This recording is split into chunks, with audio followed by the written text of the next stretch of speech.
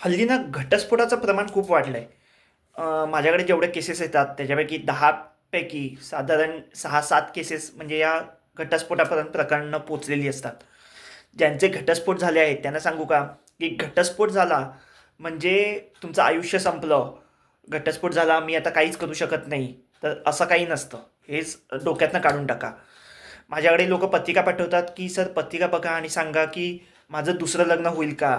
किंवा दुसरं लग्न झालं तर मुलगा असेल तर मुलगी चांगली मिळेल का? किंवा मुलगी असेल तर मुलगा चांगला मिळेल का? जो कोणी जोडीदार असेल तो चांगला मिळेल का? किंवा माझा पुन्हा घटस्फोट होणार नाही ना?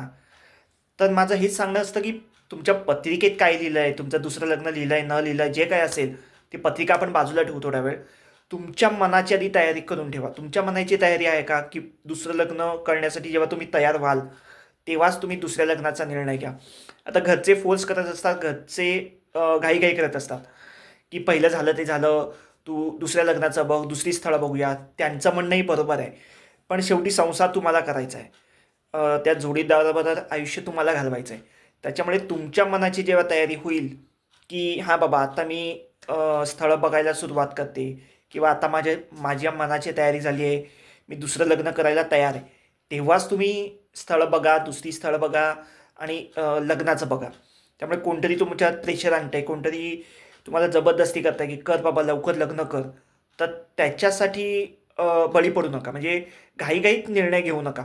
भले तुम्ही 6 महिने घ्या, 10 महिने घ्या, वर्ष घ्या, दीड वर्ष घ्या, भरपूर तुमचा वेळ घ्या, विचार करा, मनाची तयारी व्यवस्थित होऊ द्या आणि नंतर तो निर्णय घ्या. त्याच्यामुळे घटस्फोट झाला आहे, त्याच्यामुळे निराश होऊ नका. घटस्फोट झाला म्हणजे तुमचं काही आयुष्य संपून जात नाही किंवा तो एक धप्पा बसतो तो बरोबर आहे, की घटस्फोट झाला आहे. पण तो तुम्ही निगेटिव्हली घेऊच नका, तो पॉझिटिव्हली घ्या, की कदाचित देवाने तुमच्यासाठी काहीतरी वेगळं निवडून ठेवलं असेल. पुढचा जो जोडीदार असेल, तो तुमच्यासाठी चांगला असेल. हा जो घटस्फोट झाला, तो जोडीदार तुमच्यासाठी चांगला नव्हताच. म्हणून त्यांचं आणि तुमचं जमलं नाही. असा थोडासा विचार करा.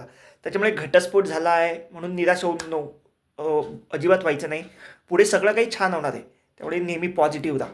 All the best.